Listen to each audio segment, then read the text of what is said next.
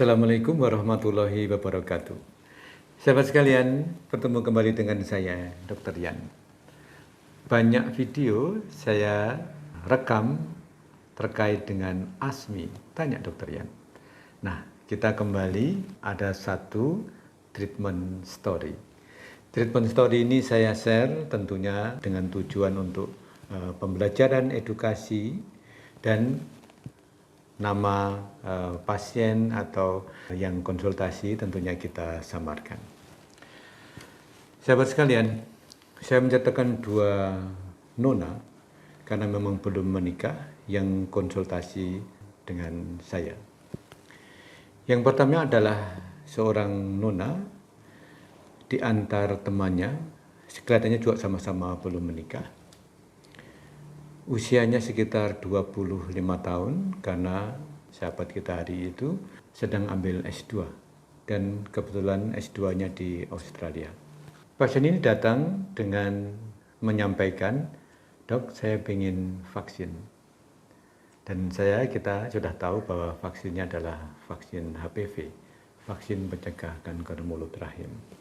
Di satu sisi tentunya kita sebagai pelayan kesehatan, kami sebagai pelayan kesehatan senang dalam arti bahwa pasien sudah paham perlunya vaksinasi HPV. Namun demikian tentunya dalam pemeriksaan selalu ada didahului dengan anamnesa. Anamnesa itu wawancara untuk menggali lebih dalam data tentang pasien, karena ini berkaitan dengan ketelitian, kelengkapan data, dan tentunya akurasi atau kebaikan dari pasien sendiri. Nah, ketika saya tanyakan, syukur ya sudah paham tentang vaksinasi. Gitu. Setelah hal-hal lain yang kita diskusikan, saya tanyakan apakah memang sudah pernah berhubungan seksual.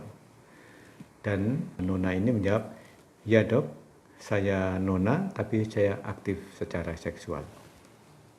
Ya. Terus terang, saya sedikit kaget.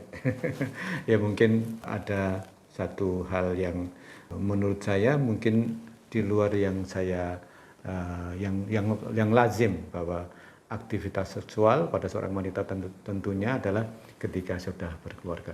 Tapi pasien kita secara terbuka dan itu baik untuk dia dalam arti untuk pengobatannya. Dan ketika kita periksa, karena sudah aktif seksual, kita bisa melakukan pemeriksaan vaginal toucher dengan melihat mulut rahimnya, termasuk pemeriksaan virus HPV dan kolposkopi.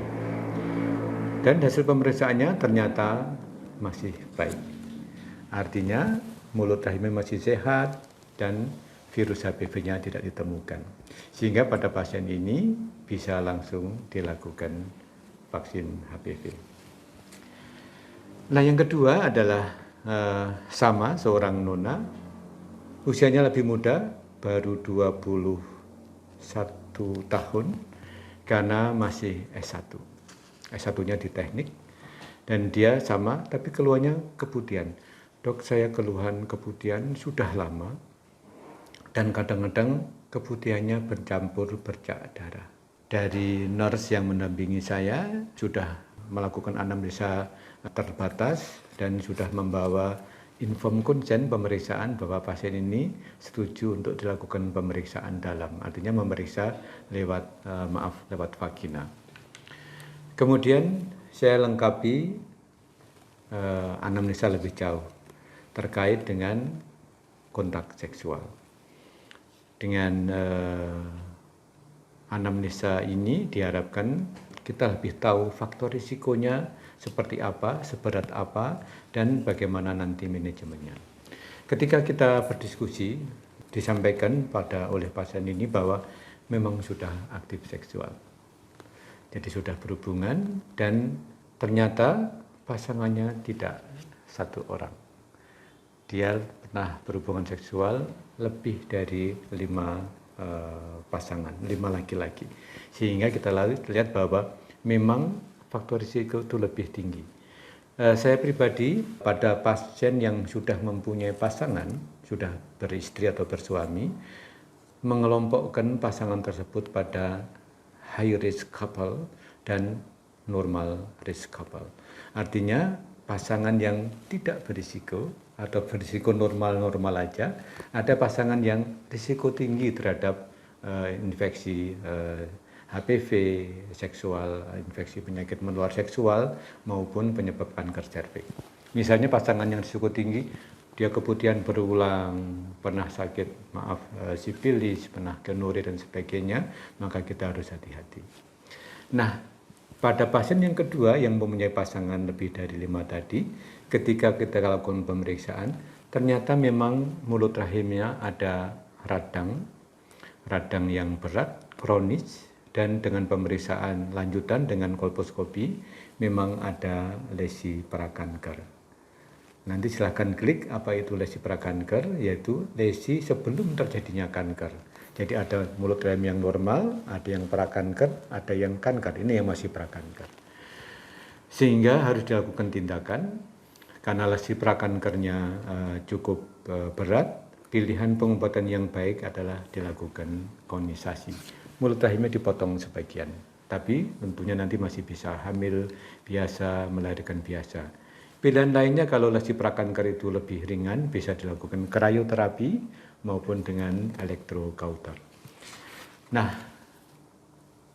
beberapa hal yang yang saya sampaikan tadi, intinya adalah ternyata sudah banyak perubahan tentang mungkin pola pergaulan, kemudian pola bagaimana seorang berhubungan antara laki-laki dan perempuan. Nah, ini yang harus diwaspadai. Karena kenyataannya beberapa kali dan cukup sering kami mendapatkan pasien kanker mulut rahim pada kisaran usia 25 tahun. Dan ini polanya demikian dan cenderung lebih muda. Padahal kanker mulut rahim itu untuk terjadinya memerlukan waktu yang lama. Jadi dari mulut rahim yang normal terinfeksi human papilloma virus HPV untuk menjadi kanker itu rentangnya 3 sampai 17 tahun. Rata-rata 10 tahun.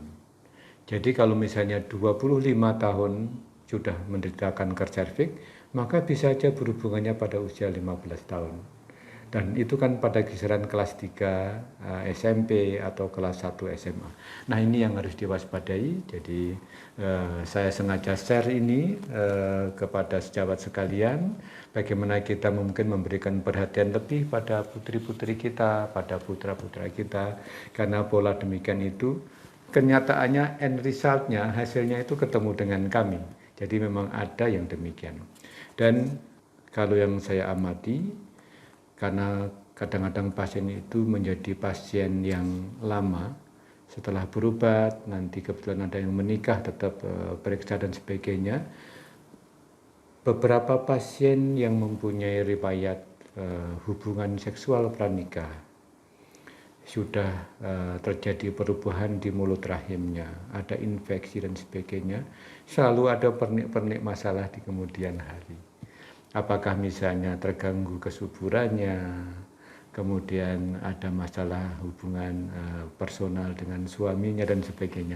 Nah, ini yang juga saya perhatikan, sehingga intinya bahwa walaupun zaman berubah, tapi tentunya yang standar yang bisa melakukan hubungan seksual tentunya adalah didahului dengan pernikahan. Jadi demikian sahabat, treatment story hari ini, semoga bisa diambil hikmahnya dan pelajarannya. Terima kasih, take care, stay healthy, see you tomorrow. Mari dukung channel ini dengan memberikan like, share, comment, and subscribe.